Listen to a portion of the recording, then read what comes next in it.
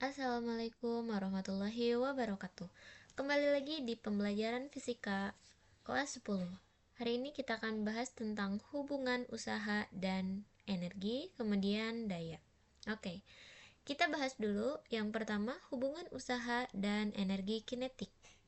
Sebelumnya, coba kalian perhatikan di sini ada animasi seorang anak yang sedang mendorong meja. Betul ya? Nah, di sini secara fisika, ketika anak ini mendorong, anak ini dikatakan dia memberikan gaya. Karena gaya sendiri dalam fisika itu didefinisikan sebagai tarikan atau dorongan. Gitu ya. Dan ketika gaya dorong ini menyebabkan benda berpindah atau benda mengalami perpindahan, maka dikatakan di sini anak ini dia melakukan usaha terhadap meja. Artinya, anak ini mendorong, memberikan gaya sehingga gayanya ini menyebabkan mejanya berpindah, gitu ya. Jadi ada konsep yang namanya usaha yang kita definisikan sebagai gaya yang diberikan pada benda sehingga benda mengalami perpindahan.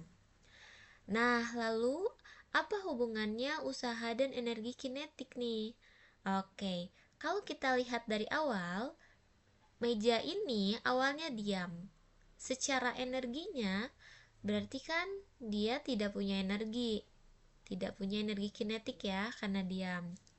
Kemudian, ternyata ketika didorong, si meja ini dia bergerak. Artinya kan dia memiliki energi kinetik, betul ya? Yang tadinya tidak bergerak menjadi bergerak, berarti kan yang tadinya nggak ada energi kinetiknya jadi ada energi kinetiknya, berarti energi kinetiknya berubah dong di sini.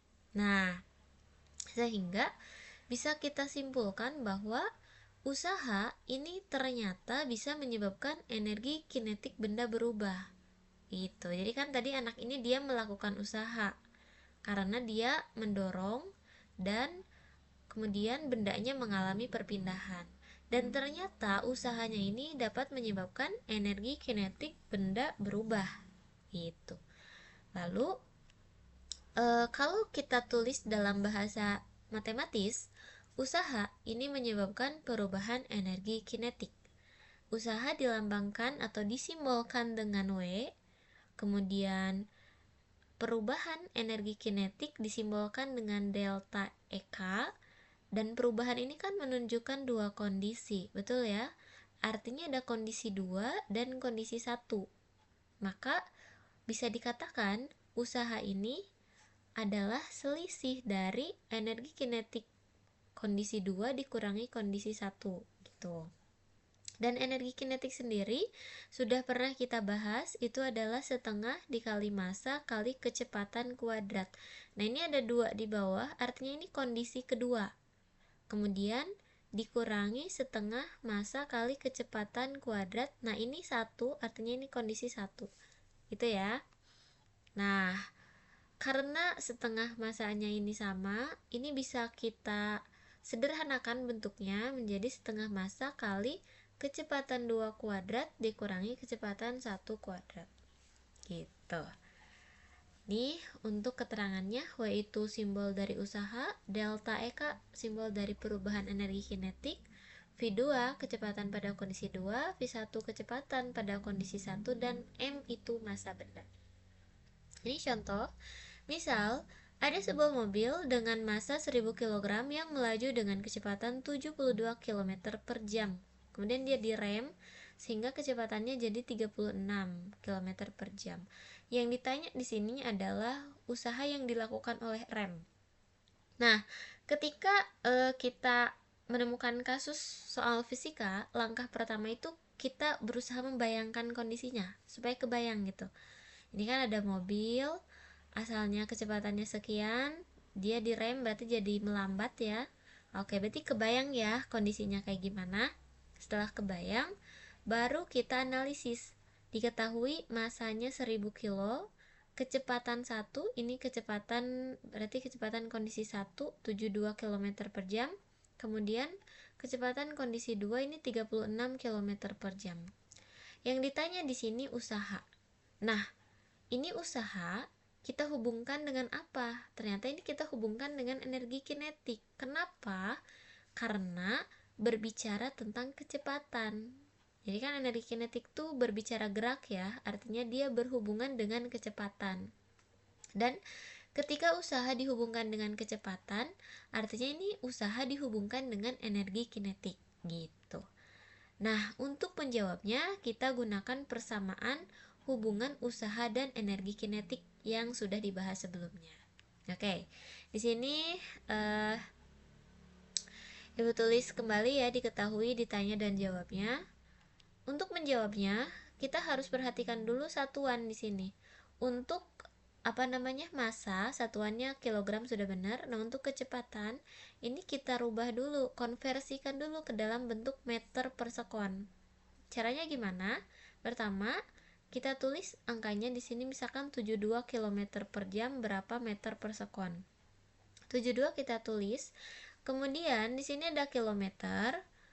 Ini ingin kita rubah ke meter. Dari kilometer ke meter itu kan kali 1000. Jadi sini Ibu tulis kali 1000. Kemudian di sini ada jam, di sini ada sekon. 1 jam itu kan 3600 sekon. Maka di sini Ibu tulis dibagi 3600 karena per di sini. Nah, ini kan bisa habis dibagi ya. 72 dibagi 36 itu kan 2. Nah, 2 kali 10 jadi 20. Jadi 72 km per jam sama dengan 20 meter per sekon. Dengan cara yang sama, 36 km per jam ini setara dengan 10 meter per sekon. Nah, kalau sudah dikonversi, selanjutnya kita masukkan ke persamaan ini. Oke, di sini setengah kali massa, massanya tuh 1000, kecepatan 2-nya itu 10 ya, yang ini dari sini. Kecepatan satunya 20 dari sini. Jangan lupa dikuadratkan dulu. Nah, setelah dikuadratkan, ini kan 100, yang ini 400. Kemudian kita selesaikan yang di dalam kurung dulu. 100 min 400 itu min 300 kali 500 sama dengan min 150.000 Joule. Jadi usahanya itu di sini tanda negatif, artinya apa? Karena di sini usahanya itu memperlambat gerak benda. Artinya mengurangi energi kinetik benda. Jadi ini hanya sebagai tanda gitu ya. Jadi nilainya itu 150.000 Joule. Oke, selanjutnya kita hubungkan usaha dengan energi potensial. Misal di sini ada gambar ya, sebuah kelapa jatuh mengenai orang. Oke, ketika berbicara tentang benda di tempat ketinggian, artinya ini kita berbicara energi potensial gravitasi. Nah, ini sama kayak tadi ya, bahwa usaha tuh gaya yang diberikan pada benda sehingga benda mengalami perpindahan. Hubungan antara usaha dan energi potensial adalah usaha dapat menyebabkan energi potensial benda berubah. Perlu diperhatikan, gaya ini, tarikan atau dorongan ini sifatnya bisa kelihatan, bisa nggak kelihatan. Maksud kelihatan tuh kan kayak misalkan kita ngedorong meja, kelihatan kan kita dorongnya tuh, tapi bisa juga nggak kelihatan. Contohnya kalau ada dua magnet nih, magnet kan berlawanan arah, berlawanan kutub. Dia kalau didekatkan akan ada tarikan ya, ada tarik menarik, ada gaya, tapi nggak kelihatan tuh yang menariknya. Itu juga ada gaya di sana, gaya magnet. Sama halnya dengan bumi kita, benda kan yang jatuh tuh ketarik ke bawah ya, artinya seolah-olah seperti ketarikan. Artinya di sini ada gaya, betul, gaya gravitasi di sini. Nah, ketika gaya ini menyebabkan benda berpindah karena tarikan bumi ini, misalkan buah kelapa ini jadi jatuh ke bawah, berarti kan dia berpindah, maka ada usaha di sana. Jadi ketika ada gaya dan menyebabkan benda berpindah, berarti ada usaha kan? Nah, usaha oleh siapa? Kalau di sini kasusnya berarti usaha oleh gaya gravitasi atau gaya berat itu sendiri. Gitu. Nah, ternyata usahanya ini menyebabkan energi potensial benda berubah, betul ya? Yang tadinya ada di atas ini, energi potensialnya besar, ketika turun, ini kan semakin bawah energi potensialnya berkurang, maka energi potensialnya dikatakan berubah. Ternyata usaha yang dilakukan oleh gaya gravitasi, gaya berat, itu bisa menyebabkan energi potensial benda berubah. Nah, itu hubungan antara usaha dan energi potensial. Jadi ternyata usaha tuh bisa menyebabkan energi kinetik dan energi potensial benda berubah. Nah, sekarang contoh kasus lain. eh Usaha tuh kan kalau ibu tulis dalam bentuk persamaan sama dengan perubahan energi potensial. Nah, kalau ditulis lagi, ini sama kayak tadi, delta EP. Ini ada energi potensial kondisi 2, energi potensial kondisi 1. Energi potensial sendiri kan massa kali percepatan gravitasi kali ketinggian. Karena ini kondisi 2, maka ditulis H2 di sini, ada 2-nya. Ini kondisi 1, ditulis H1. Contoh nih, misal ada orang yang menaikkan sebuah peti misalkan. Kondisi awalnya tuh ketinggiannya tuh segini, H1. Ketika ditarik, artinya di sini orang ini memberikan usaha pada peti. Jadi tingginya jadi H2 itu. Nah, di sini kan usaha yang dilakukan oleh orang ini sama dengan massa kali percepatan gravitasi kali ketinggian kedua dikurangi ketinggian ke-1. Kalau disederhanakan lagi bisa ditulis massa kali percepatan gravitasi kali H2 min H1. Di beberapa buku ini ada yang menulis W sama dengan min EP ya.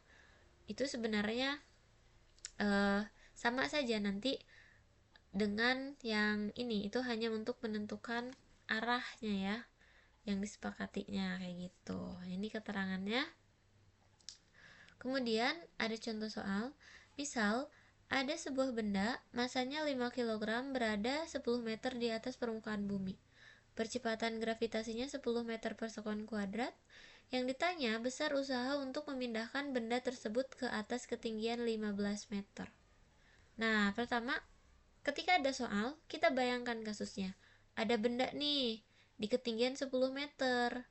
Kemudian benda ini dipindahkan ke atas. Kebayang ya? Berarti ini dari 10 meter jadi 15 meter. Kebayanglah misalkan. Nah, kalau udah kebayang, kita analisis, diketahui di sini. Massa ketinggian 1 dari 10 meter, ketinggian 2 15 meter. Ini percepatan gravitasinya gak ketulis ya. Kemudian yang ditanya usaha nih. Nah, ini usaha dihubungkan dengan apa? Ini usaha dihubungkan dengan ketinggian. Dan ketinggian itu berhubungan dengan energi potensial. Artinya, untuk menjawab pertanyaan ini, kita gunakan persamaan usaha dan energi potensial. Di mana usaha sama dengan perubahan energi potensial. Ini yang tadi ya, yang sebelumnya. Massanya 5 kilo, percepatan gravitasinya 10, ketinggian 2-nya itu 15 meter, ketinggian 1-nya 10 meter. Ini selesaikan dulu yang di dalam kurung, 15 kurangi 10, 5, kemudian 5 kali 10, 50. Barulah 50 kali 5 sama dengan 250 Joule. Jadi, usaha yang dilakukan untuk memindahkan benda ini adalah 250 Joule. Oke. Satu lagi konsep terakhir yaitu daya. Daya disimbolkan dengan huruf P. Ketika kita membeli alat elektronik, biasanya ada istilah daya sekian watt. Contohnya misal ini lampu, ada 14,5 watt misalkan ya. Lalu daya itu berhubungan dengan apa sih? Daya itu istilah yang sangat umum ya, banyak kita temukan dalam alat-alat elektronik atau alat-alat lain. Daya ini secara fisika didefinisikan sebagai usaha yang dilakukan tiap satuan waktu. Jadi daya ini kita berbicara usaha dan sudah memperhitungkan waktu, artinya sudah melibatkan waktu. Kalau tadi kita berbicara usaha memindahkan benda tapi tidak melibatkan waktu di sana. Nah, kalau ini ketika kita melibatkan waktu, usahanya ini melibatkan waktu, maka ada konsep yang namanya itu daya. Lambangnya P dari kata power, ya. Nah, daya itu usaha yang dilakukan tiap satuan waktu, atau bisa ditulis usaha per waktu. Kemudian usaha tuh lambangnya W, waktu lambangnya T, maka bisa ditulis P sama dengan W per T. Nah, sebelumnya usaha tuh juga bisa didefinisikan sebagai gaya kali perpindahan, F kali S. Ini dibagi T. Bisa juga seperti ini bentuk daya tuh. Nah, karena perpindahan dibagi waktu, S per T ini kecepatan, yaitu V ini ya, maka bisa aja daya itu sama dengan gaya kali kecepatan. Atau tadi sebelumnya kita sudah bahas bahwa usaha tuh sama dengan delta EP, maka ini juga bisa ditulis seperti ini. Dan delta EK juga sama, bisa ditulis seperti ini. Jadi daya tuh konsepnya sebenarnya cuma W per T,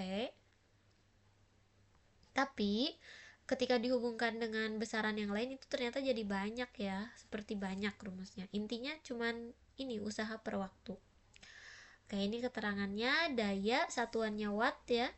Kemudian usaha satuannya joule, waktu sekon, gaya newton, perpindahan meter, dan kecepatan meter per sekon. Oke, ini contoh soal. Suatu mesin melakukan usaha sebesar 3.600 joule setiap selang waktu 1 jam.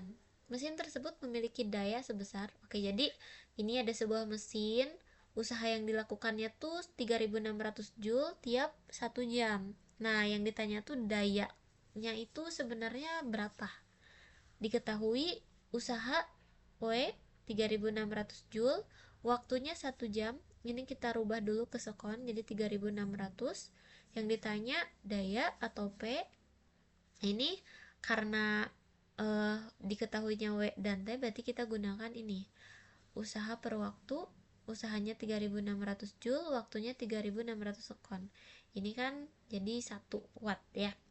Oke, jadi itu daya 1 watt. Jadi daya 1 watt ini artinya usaha yang dilakukan tiap detiknya itu sebesar 1 joule. Jadi kalau misal ada daya 15 watt, artinya setiap detik usaha yang dilakukannya itu 15 joule gitu ya. Nah, ini untuk uji kemampuan kalian. Silahkan kalian coba dari 3 soal ini mana yang bisa kalian kerjakan. Kemudian jangan lupa tetap semangat apapun yang terjadi. Untuk hari ini sampai di sini dari Ibu, kurang lebihnya mohon maaf. Semoga ada yang bisa kalian pahami ya. Semoga kita selalu bahagia. Oke? Terima kasih. Wassalamualaikum warahmatullahi wabarakatuh.